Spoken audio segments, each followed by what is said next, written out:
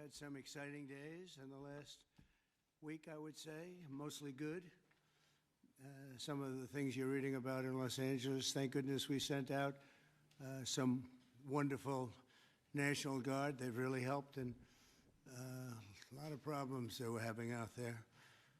They were afraid to do anything, and we sent out the troops, and they've done a fantastic job. So I want to thank them very much. I also want to thank you for being here as we discuss one of the most exciting parts of the One Big Beautiful Bill. It is indeed a big, beautiful bill, and it's doing very well. The Trump accounts, as they call it, pilot program, which will make it possible for countless American children to have a strong start in life at no cost to the American taxpayer, absolutely no cost. It's going to have a huge impact. I want to thank House Speaker Mike Johnson for, number one, being a great speaker, and number two, perhaps slightly less important, for being here today. Thank you, Mike. Along with Chairman Jason Smith, who's fantastic, and Representatives French Hill, August Pfluger, Blake Moore, Rob Bresnahan, and Frank Lucas. Thank you all, fellas. Thank you very much. We appreciate it very much. Thanks as well to many top business leaders from Invest America, CEO, Council. It's been a wonderful council. They've come up with some fantastic ideas. We're putting them into use. They're really the greatest business minds we have today. These men and women lead large, successful companies, and they're committed to contributing millions of dollars to the Trump account. And it's really, it's going to be something incredible for children and for their employees in many cases. Here's how the accounts work. For every U.S. citizen born after December 31st, 2024, before January 1st, 2029, the federal government will make a one-time contribution of $1,000 into a tax-deferred account that will track the overall stock market. In other words, it'll be pegged to an index that we'll pick. Right, Michael? We'll pick it. We'll pick a good one. Maybe you should be the index. I'd like to have that. These kids would be very wealthy if that were the case. That would be a good idea. I think we might do that, Michael Dell. These accounts will be private property controlled by the child's guardians, and in many cases, those guardians will be the parents. We think probably the parents will be the guardians. They'll be open for additional private contributions each year from family, friends, parents, employers, churches, private foundations, and more. This is a pro-family initiative that will help millions of Americans harness the strength of our economy to lift up the next generation, and they'll really be getting a big jump on life, especially if we get a little bit lucky with some of the numbers and the economies into the future. In addition to the substantial financial benefits of investing early in life, extensive research shows that children with savings accounts are more likely to graduate high school and college, buy a home, start a business, and are less likely to be incarcerated. Trump accounts will contribute to the lifelong success of millions of newborn babies. They are fully, and this will be very interesting, I think, for everybody to hear, they are fully funded through targeted reforms in the One Big Beautiful Bill, like the $1.7 trillion in mandatory savings, welfare reforms to stop waste and fraud, a 3.5% remittance tax, and more. And it's just a part of that. The One Big Beautiful Bill is among the most important pieces of legislation in our country's history. I don't think there's ever been anything bigger. And I think it's going to go down as certainly one of the most important things we'll ever have done. In addition to the largest tax cuts in the history of our country, including the most powerful border security measures ever, it delivers major economic relief to the American workers' families. And there's so many things. Rebuilding our military, we built it just 8 years ago we started and did a great job, but now we have to rebuild it again, plus technology change. All of a sudden it's about drone. You know, we have a new form of warfare. It's drone warfare. So a lot of things change. We did a great job with the military, but now we're going to have to do some little tweaks, to put it mildly. And we'll be doing that, and we have it all nicely funded. I look forward to signing this into law. It's really something that we're having such an opportunity. And I have to say, he's here with us. He's a person that I've admired for a long time. You take a look at what he's done and followed his record. And it's Dell chairman, Michael Dell. He's done such an incredible job.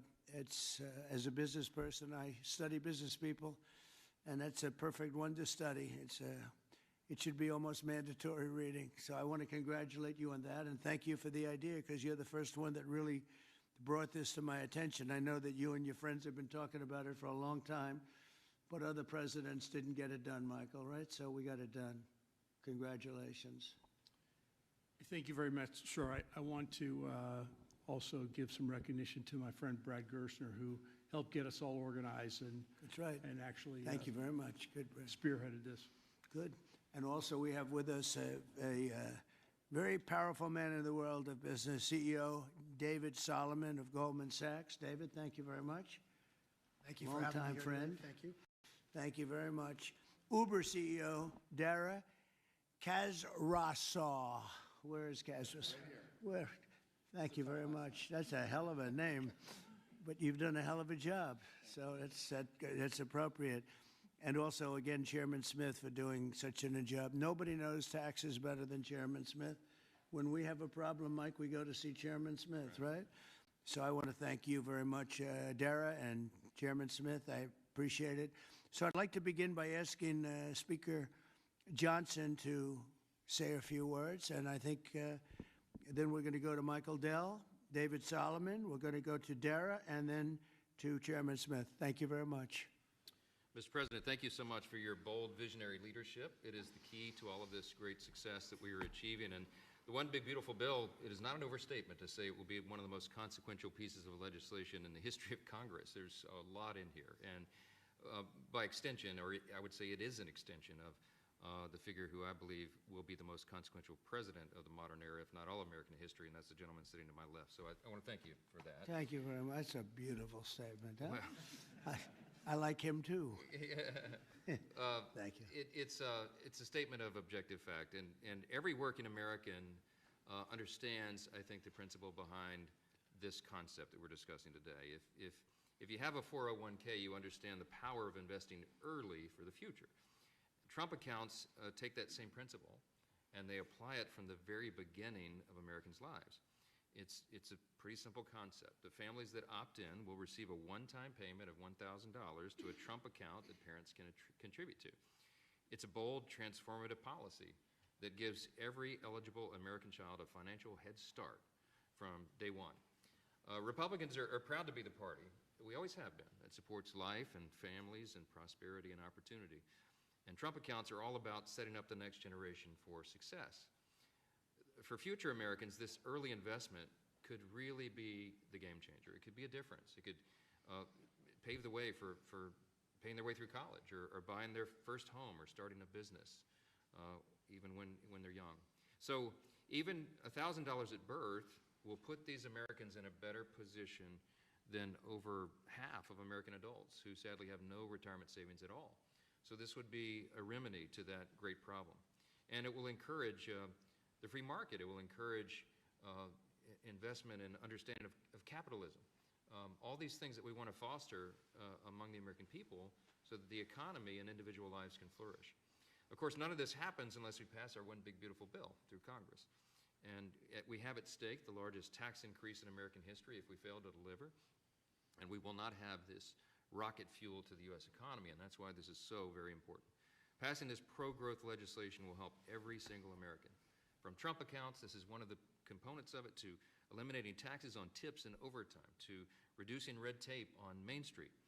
And the One Big Beautiful Bill is going to drive prosperity. It's going to create jobs across the country. It will make all boats rise. Wages will go up. Job participation levels will go up. We'll have more opportunity, more economic opportunity for more people. So you can climb up that ladder to the next step. The typical family with 2 children is going to see their take-home pay increase by up to $13,300 a year. That's real money to real people. This legislation is geared for hardworking Americans, and it is going to help everybody. And we are excited to deliver it. It can't happen soon enough. We are very close now to that finish line. After about 14 months worth of work that's gone into this, we're excited that we're almost there. Mr. President, thanks again for your leadership, to all the great leaders around this table for all that they invest to our economy and our country and its government. And I will, as we say in the House, I'll yield back. Thank you very much, Mike. I appreciate it. And again, for a great job. Thank you very much. Michael, please. Thank you so much, Mr. President. I believe this is an incredible moment for all of us here today, and it's wonderful to be with some of the leaders of the most successful companies in the world as we come together to invest in the future of our country. We see the Invest America Act and the establishment of these Trump accounts as a simple yet powerful way to transform lives. Decades of research have shown that giving children a financial head start profoundly impacts their long-term success. With these accounts, children will be much more likely to graduate from college, to start a business, to buy a home, and achieve lifelong financial stability. Dell Technologies is proud to be one of the very first companies to support the Invest America Act, a bill that provides every child with a $1,000 seed investment account at birth. This is a straightforward step with enduring benefits. Following your inspiring lead, Mr. President, Dell Technologies will match the government's contributions, dollar for every child born to a Dell team member. This isn't just a new benefit, this is an investment in our people, their families, our communities, and America's future. And it embodies our core belief that opportunity should begin at birth. My wife Susan and I, also through our family foundation, have been closely studying the Invest America Act. And assuming that it becomes law, we expect to make a very significant gift. We view this initiative as a powerful platform for philanthropic innovation aimed at helping children thrive wherever they come from, particularly those families who have been historically left behind. Mr. President, you articulated it perfectly. These Invest America accounts will give every new American child a genuine opportunity to participate in history's greatest engine of economic growth, the American economy. The funds in these accounts invested in American enterprise and innovation will grow over time into substantial nest eggs, providing support for education, home ownership, and starting families. The ability of families, friends, benefactors, and employers to match the government's generosity amplifies the life-changing potential of this initiative. Thank you, Mr. President, for your visionary leadership on this critical issue. These Invest America accounts will profoundly impact countless young Americans, ensuring they truly benefit from what Abraham Lincoln described as the right of every American, the right to rise. Thank you. Thank you very much, Michael. And we really have come a long way since you came to see me about 6 months ago with your beautiful wife. We had a nice talk. I said, that sounds pretty good. Let's think about that. And it's everybody I've spoken to about it, they can't even believe it. And because of great politicians and political leaders like we have, I think this is going to go quickly, very well and very quickly. So I appreciate it. Thank you very much. David Solomon, please. Thank you, Mr. President. I'm thrilled to be here with everyone and excited to participate in this important and timely discussion. I'd also like to acknowledge the efforts of so many in Congress on this very significant issue, and in particular the members here, and particularly the leadership of Senator Cruz and Representative Moore, who have played a big role in helping drive this forward. We also wouldn't be here today without the leadership of Brad Gerstner and Michael Dell in really having the vision, the energy, the passion, the commitment to help move this forward. So thank you both. There are many reasons why the United States has the largest and most dynamic and most innovative economy in the world. But one of the most important is the fact that our system of democratic capitalism incentivizes a culture that does not penalize people for taking risks. In fact, it incentivizes people to have a vision, to go out and attract funding that's necessary to make their vision a reality.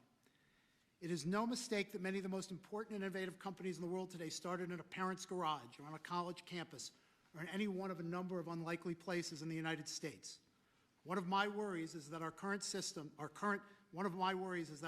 and future generations of young people don't fully appreciate and aren't as educated as well as they can be on markets and capitalism. And while capitalism is not perfect, it helps fuel the American dream. This initiative gets at the core of binding those future generations to the benefits and the potential of America's great companies and markets. Early childhood investments have far-reaching benefits, and Goldman Sachs is proud to support this initiative. This is an exciting opportunity for public-private partnership and for both communities and companies to invest in young people, the future of America. Once we see the Invest in America Act signed into law, Goldman Sachs would be excited to further support this Invest in America initiative. We believe passionately in our capital markets. They're an enormous competitive strength for the United States, and we know that our economy's future vitality is dependent on young people understanding the power of investing for the long term and sharing in the benefits of ideas that bring value to the lives of people around the world. Thank you, Mr. President, for helping drive this forward, and I look forward to continued partnership on this effort. Thank you very much, David. Dara, please. Thank you. Good afternoon, everyone. Thank you, Mr. President, for hosting us here today. It's an incredible honor to be here in a place that symbolizes the very opportunity that has defined my life. Thank you, Brad. Thank you, Michael, for your vision. We all strive to build something that lasts, and the Invest America Act is a legacy that is going to last for generations. President Trump, thank you for your leadership. Your support is going to turn this powerful idea into powerful reality for millions of young Americans. Now, I was 9 years old when I came to this country. My family arrived in America having fled the Iranian Revolution. We had lost everything that we had built. But we gained something far more valuable here. We gained a chance to rebuild again. We had a close-knit family, we had access to world-class education, and we had the one thing that fuels every American dream, and that's hope. So what if we could bottle up that hope? What if we could give that same power of hope, real, tangible hope that comes from having a stake in your own future and a stake in the best companies in the world to every single child that's born in this country? That's the promise of the Invest America Act. It's not just an account, it's a launch pad. It puts the unstoppable engine of compounding to work for our kids, building a future for them from day one. This mission is personal to me, and it's core to us at Uber. Every day we see people using our platform to create opportunities for themselves, to save for a home, to pay for tuition, to build their own American dream one trip at a time. And that's why Uber is so proud to support this bill, which also includes benefits for millions of Uber drivers and couriers in the form of no tax on tips. Mr. President, our earners are grateful for your support. Thank you very much. Right? What a great job. You know, when you think we're doing a lot of work on Iran right now, and I see that what you just said, you came here and they took it all away from you, and you started, and you've become one of the biggest anywhere in the world. What a great story that is. Thank you very much, Mr. Congratulations. President. And we wish you all the success there. Thank you very much. We'll need it. We're going to need it for that. That's it. They're tough negotiators. They're great negotiators. Yes. Among the best. Look at you. Thank you very much. Thank you. Appreciate it, Dara. Jason, please.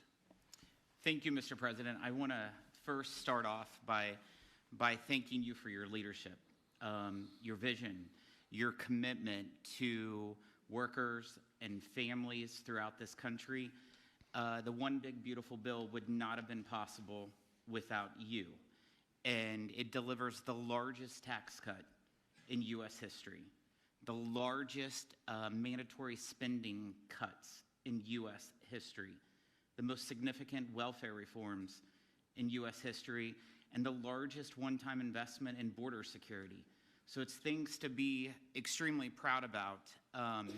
Representing Southeast Missouri, I'm extremely proud about how you're delivering for working families. No tax on tips.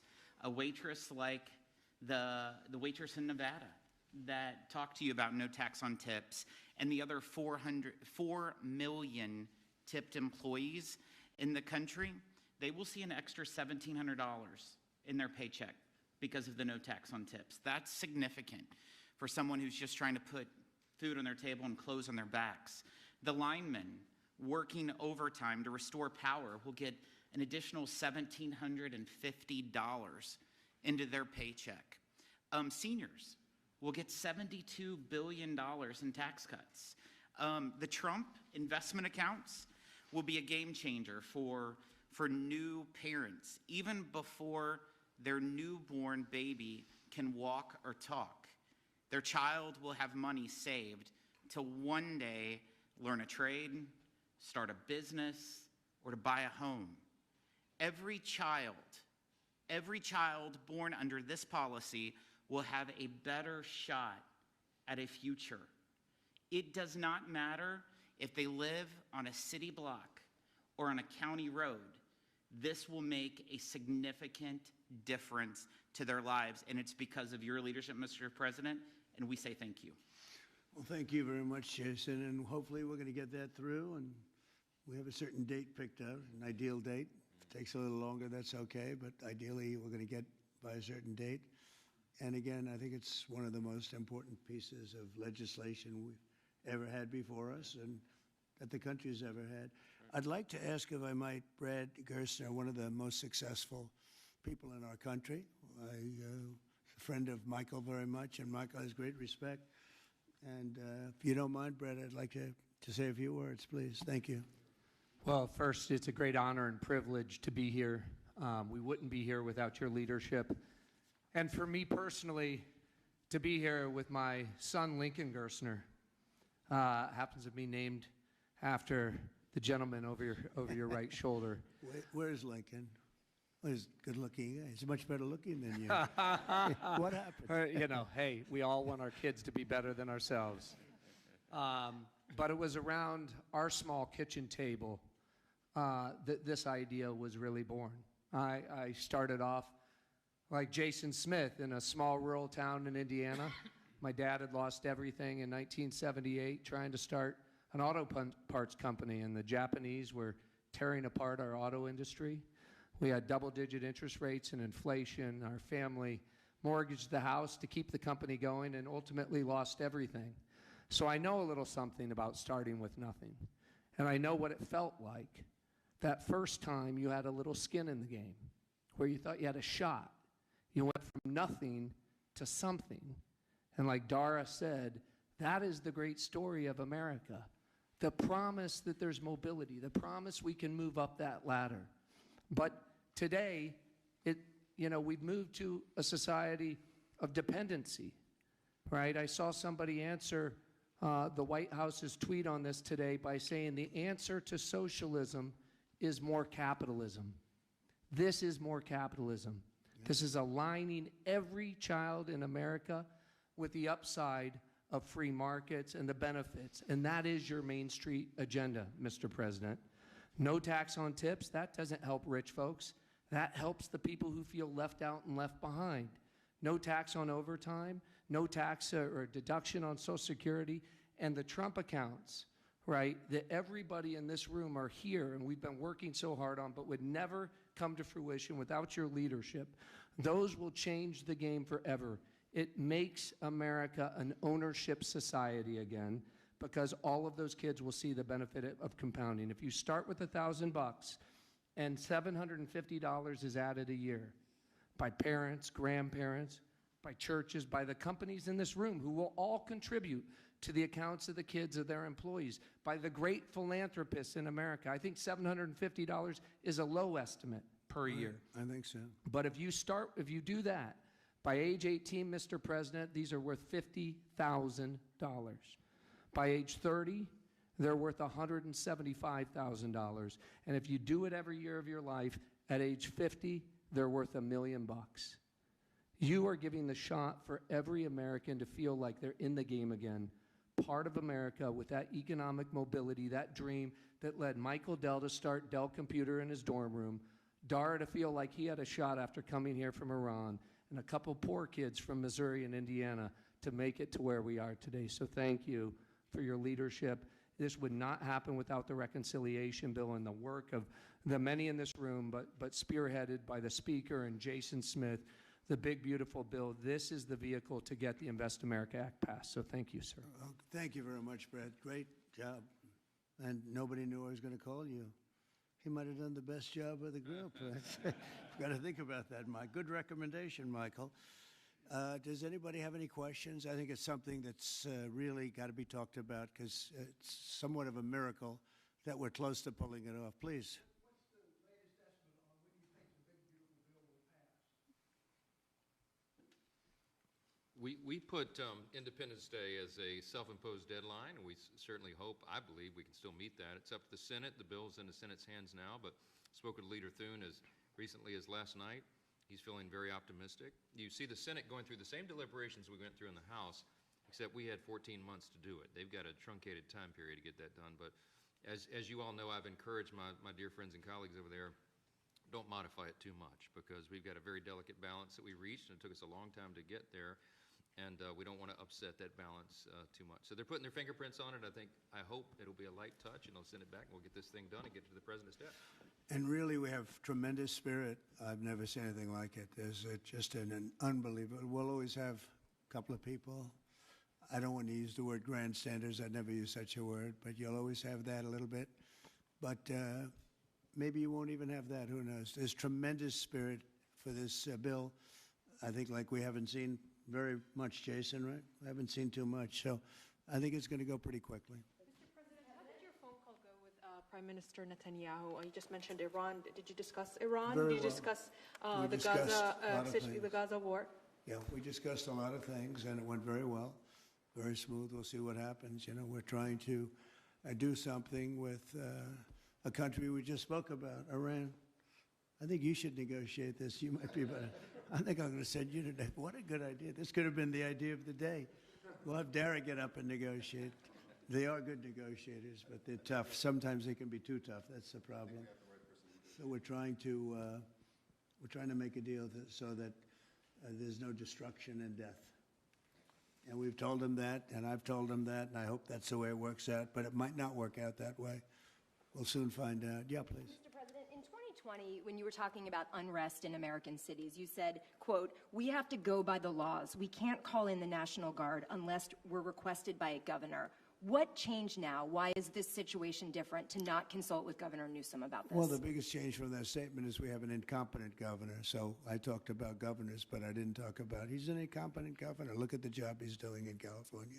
He's destroying one of our great states. And if I didn't get involved, if we didn't bring the Guard in, and we would bring more in if we needed it, because we have to make sure there's going to be law and order. You had a disaster happening. And they now admit it was a disaster. I watched the chief yesterday, who's a good man, by the way, and he said, well, we're lucky we did this because they were overwhelmed. You saw what was happening. So we did the right thing. Everybody agrees to that. But you have a governor who let the city burn down, didn't want water to be sent down to him. I sent billions of gallons of water. I wanted to do it in the first term. He wouldn't do it over. I don't know. They have environmental reasons, but there were no environmental reasons. I think it's just a political philosophy. But it's lucky for the people in Los Angeles and in California that we did what we did. We got it just in time. It's still simmering a little bit, but not very much. Yeah, and please. what crime has he committed that would warrant his arrest? What crime has Governor Newsom committed? A crime has he committed? Yeah, to warrant his arrest, as you had I think his suggested earlier. primary crime is running for governor because he's done such a bad job.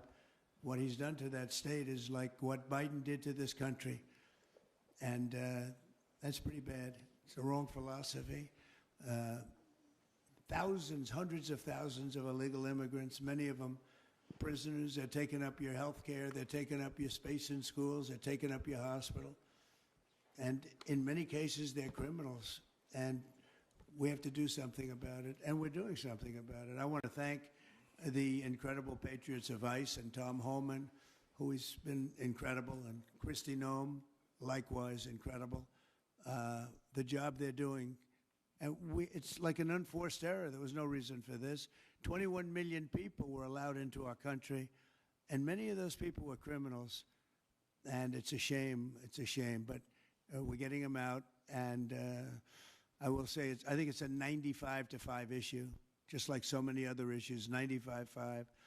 And the Democrats lost an election in a landslide because they're on the wrong side of the issues. I mean, it's not even conceivable that somebody would do the kind of things that he did. And then, you talk about projects. They want to build a train going from San Francisco to L.A., and it's costing hundreds of billions of dollars more than they thought it was going to cost. It's not even believable. To Brad and to people sitting here, would you believe that a train, it was going to cost X dollars and it might be 100 times X? Would have paid for this for about 50 million American children. You're right. You're 50 right. million American children instead of a 3-mile train track that never got built. We could have put Lincoln in charge with no experience. He would have done a good job. I guarantee you that. All right, please, Peter. Mr. President, have you gotten an Yeah, update Peter, from Peter, your Peter, go ahead. negotiating? Thank you, President Trump. So it seems like Gavin Newsom likes the attention that he's getting right now from I do, you. yeah, I think It he seems does. like he does. If you look at recent history, somebody who was running for president, you, who got arrested and had a mugshot, you could make the argument that politically that wound up helping you. Are you worried at all at this moment that talking about him getting arrested could be helpful to his political prospects? Because a lot of people think he wants to be sitting right where you are. Well, in my case, it was a witch hunt, and everybody knew it. And I was able to explain that during the process. Otherwise, I wouldn't be sitting here right now. And it was a total witch hunt. It's proven to be a witch hunt, and you see what's happened. In his case, it really is very obvious. You look at what's happened between the fires, I could name 10 things right now. We talk about the trains. We talk about all of the costs in California. You talk about all of the people that are flowing in, destroying life for everyone else. So no, I don't think it's going to help him. I think it's actually very bad for him. And right around the time that we were walking in here, the governor and the state attorney general said that they're going to sue you for sending the National Guard in. They're saying there's no invasion, there's no rebellion. The president is trying to manufacture chaos and crisis on the ground for his own political ends. Federalizing the California National Guard is an abuse of the president's authority under law. Well, But- you know, it's interesting. You watched the same clips as I did. Cars burning all over the place, people rioting. And by the way, we stopped it. We were able to make it much better, but it still looked pretty bad. And in watching clips last night, people were saying, this is really a big problem. And until we went in, if we didn't do the job, that place would be burning down just like the houses burned down. They were in big trouble last night, Peter. You know it. And the night before, and the night before that. And I feel we had no choice. I don't want to see happen what happened so many times in this country. I watched Minneapolis burn. Look at what happened in so many different parts of California. You take a look at what happened in San Diego. There's so many different places where we let it burn. We want to be politically correct. We wanted to be nice. We want to be nice to the criminal. And what you're doing is destroying the fabric of our life in this country. No, we did the right thing. We've been given credit by people that I would least suspect. Why I would say that some of the people that came in and said, thank goodness, they said, some of them, thank God that Trump got involved. And I'm very happy I got involved. And I think Gavin, in his own way, is probably happy I got involved. Yeah, go ahead, Peter. What do you make of the fact that he says you want a civil war on the streets of America? No, it's just the opposite. I don't want a civil war. Civil war would happen if you left it to people like him. And I liked him. You know, I always got along with him. Never had a problem with him. But he's grossly incompetent. Okay. London? Have you gotten an update from your team in London negotiating? What? Louder. Have you gotten an update from your team in London negotiating the China trade talks? We are doing well with China. China's not easy, just like your home country is not easy there. I think we're doing very well. They're over there now. I'm only getting good reports. It's a little early, but they'll be calling in soon. In fact, probably when I get back, I'll have my first call from them. We want to open up China, and if we don't open up China, maybe we won't do anything, but we want to open up China. It'll be a great thing for China, a great thing for the rest of the world.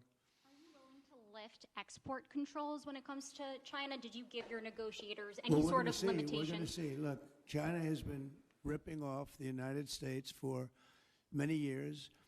Nobody charged them 10 cents. No president had the courage to charge China for whatever reason. They didn't want to do it. I took in hundreds of billions of dollars. I put on tariffs on China when I got in first term. And we took in hundreds of billions of dollars. And then I did it again, but I did it for a lot of others. If you look at the stats, the deficit last month was cut in half. Everybody was shocked. I wasn't shocked. I think a lot of the people at this table weren't, because they saw the billions of dollars that were pouring in, and the tariffs hadn't even started yet, just about. There weren't cars. they were in some countries at a very minor level.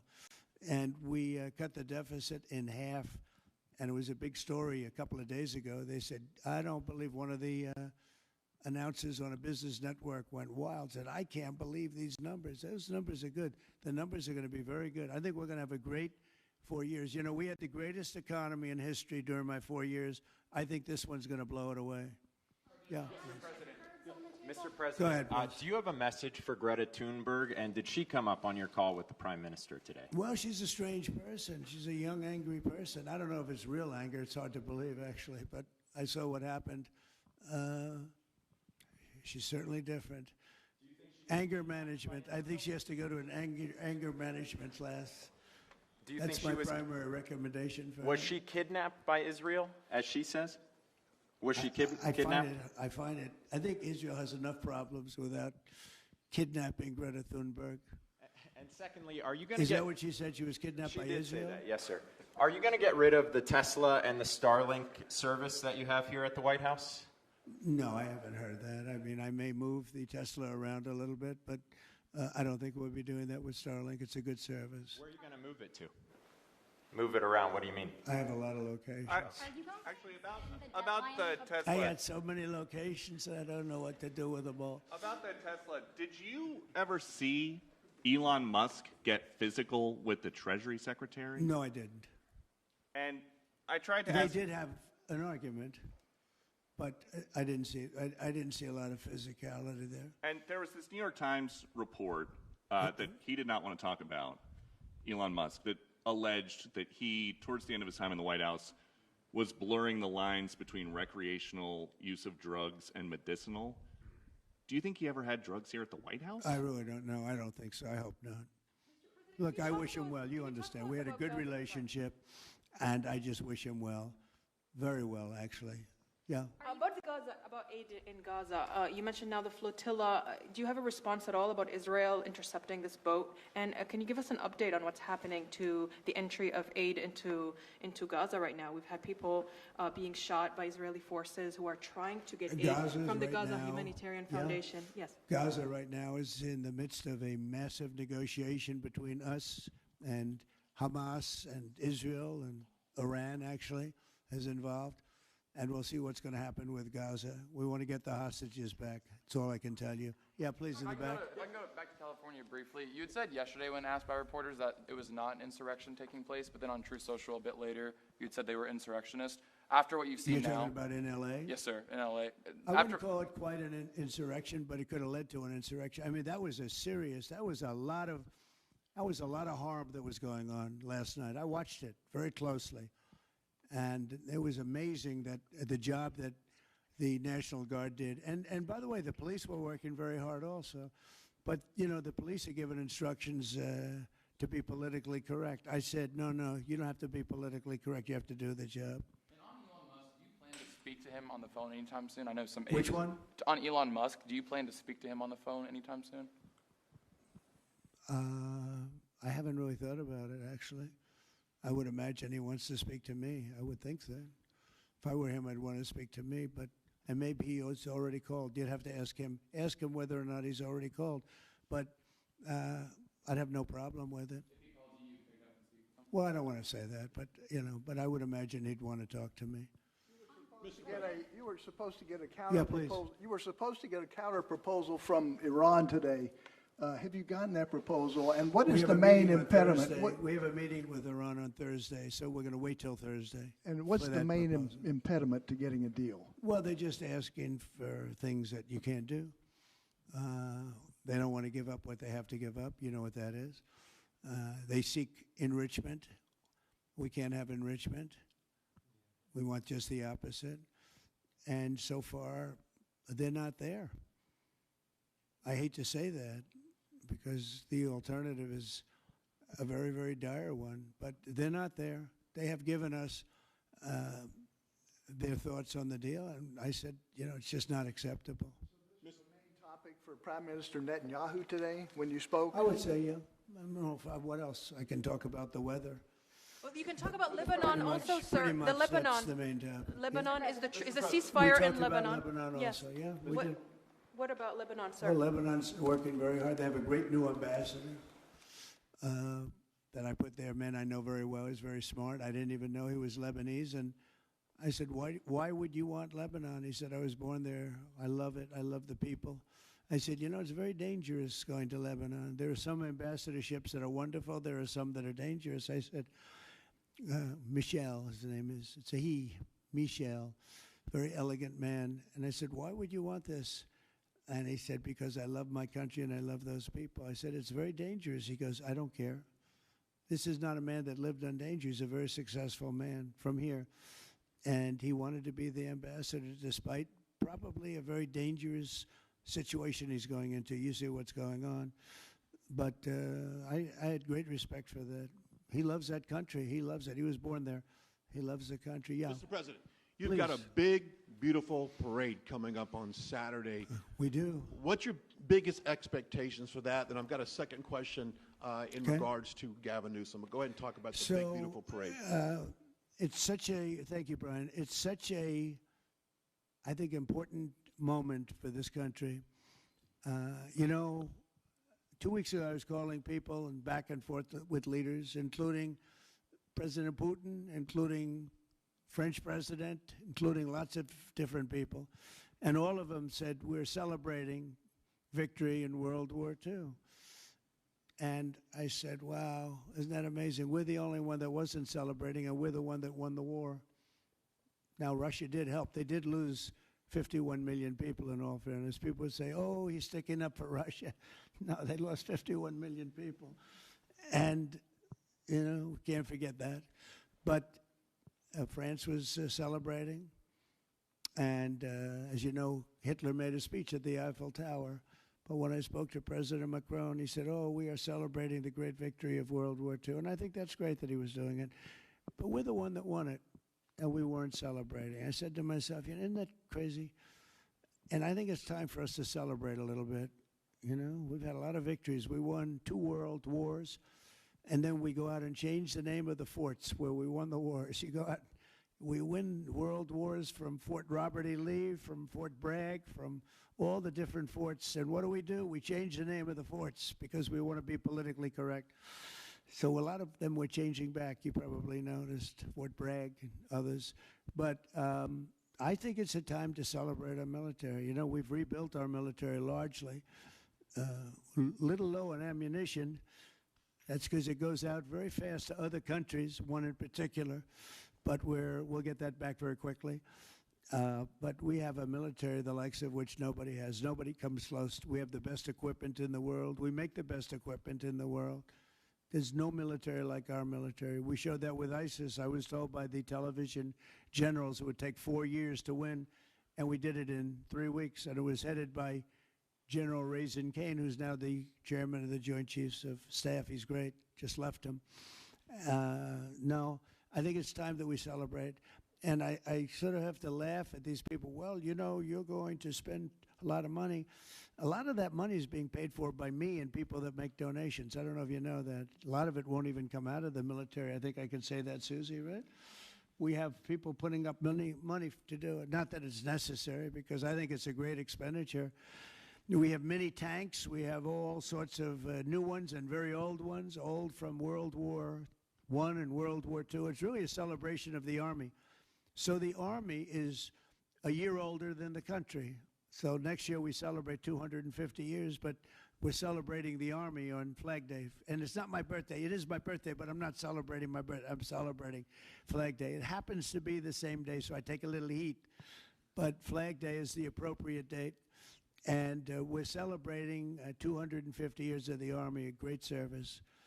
And remember, you know, think of it. We won so much. We won World War I, World War II, so much else. And then we became politically correct. But I can only tell you that I was told that ISIS would take anywhere from 4 to 5 years, and we did it in 3 weeks. You were there, you watched, right? We have the greatest military in the world. Nobody can beat us. As long as we have our right leadership, nobody can beat us. If we have stupid people running it, like you had in Afghanistan, when you look at that, first of all, Afghanistan should have been an easy victory as a war, but we were so sad the way we fought it, so ridiculous. We fight not to win, but we didn't used to be that way. And we're celebrating, because I think the day in Afghanistan was the saddest period of time in the history of our country. That was a Biden mess with bad generals like Milley and others. They were bad. They were incompetent generals. I know all the good ones and the bad ones. We got rid of most of the bad ones. But it was time to celebrate, and that's what we're doing. So it's on June 14th, and it's going to be a parade the likes of which I don't know if we've ever had a parade like that. It's going to be incredible. We have even though it's the Army, we have a lot of those Army airplanes flying over the top, and we have tanks all over the place, and we have thousands and thousands of soldiers going to bravely march down the streets. It's going to be a beautiful day, I think, and we're going to celebrate our country. You spoke of leadership, and real quickly, speaking of Gavin Newsom, is he the right leader for California, considering how massive their economy is and all these U.S. investments coming in? Is he the right governor and leader for the future of California and for U.S. investments? I don't think he is. I mean, I think he's done a terrible job. And, you know, he's a guy, I always got along with him. You look at his past statements about me. I was a great president. I always took care of California, you know, all that. But I'm just talking on results. You look, you know, he has the advantage of beautiful weather, maybe the best weather of any state when you think about it. Beautiful weather, beautiful ocean, beautiful everything. You have all the advantages, and he didn't take advantage of that. And he's let people come in by the millions who are overrunning your hospitals, your education system, and your police. Your police are being overrun. Look at what's happened. He should only be happy I sent in the military, because if I didn't send them in, you would have had a problem there, the likes of which we haven't seen in a long time. Yeah, please. Thank you, Brian, very much. On supersonic flight. Supersonic? Yes, sir. I know you just signed an executive order on it. Do you want to see a supersonic Air Force One in the next 10 years or so? Oh, well, I don't care too much about that, but I would like to see, you know, if you think about it, flight, the word flight's an interesting word, but it's probably the only category where we've actually gone backwards, because we used to have the Concorde, and we could fly to London, Brad, very quickly and nicely. And today it takes you 2 times and 3 times as long. It's the only thing where we've regressed. By the way, the Concorde, to my way of thinking, to this day, Michael, because you're very much into aesthetics, I know, but to this day was one of the most beautiful pieces of art I've ever seen. It was a piece of art, the beauty of the Concorde. It was the most beautiful plane, but it was you know, got you there in half the time. Now you spend a lot of time, and there's no reason for it.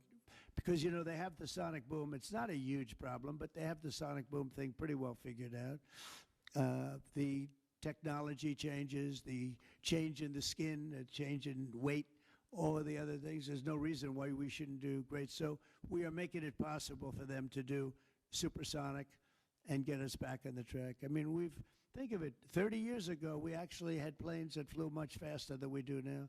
It took you half the time to get to a location. So we've regressed, and we're going to progress. Okay? Mr. President, Sort of an amazing thing, isn't it, though? We've gone backwards. On Wall Street, they haven't done that. If Goldman Sachs was like that, you wouldn't have Goldman Sachs anymore.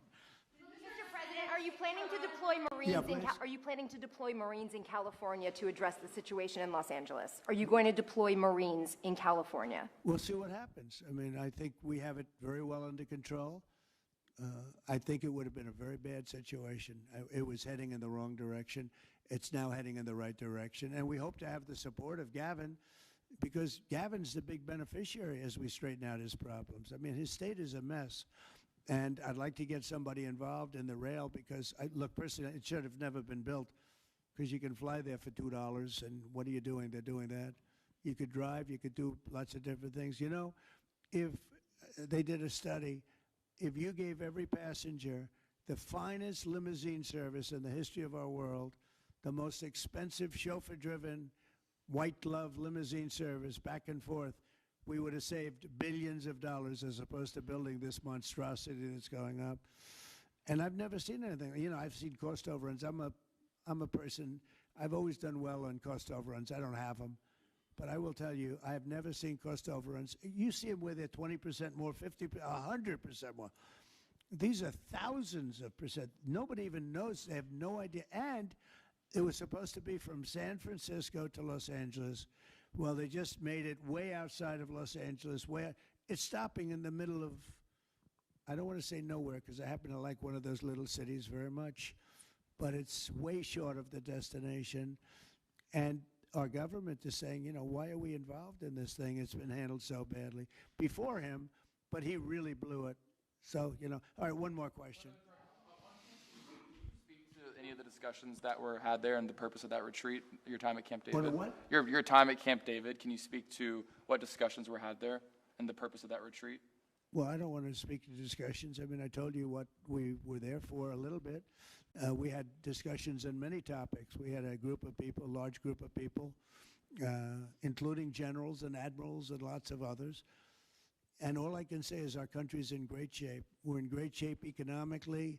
The bill that Mike and Jason and all the people are working on is going to be, I think, amazing. I think it's going to be one of the most important pieces of legislation we've ever had in this country.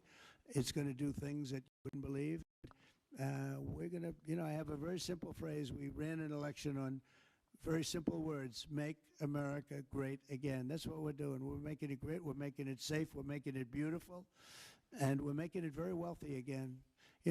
Wealth is okay. You need wealth to take care of lots of other people. We have to make our country better. It has to heal from 4 years of abuse. Our country was abused badly by a very incompetent person and a group of people that weren't incompetent, but they were radical left lunatics.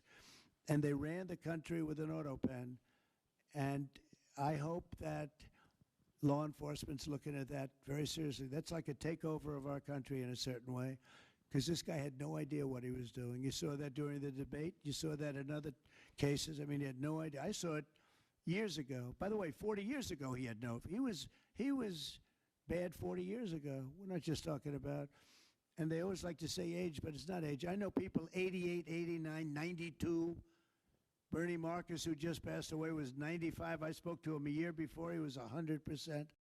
It's not age. It's something else. But whatever it is, you can't have that in this country. The damage he's done to this country is unbelievable. But the good news is we've got much of it fixed already, and the rest of it will happen. Thank you all very much. Thank you.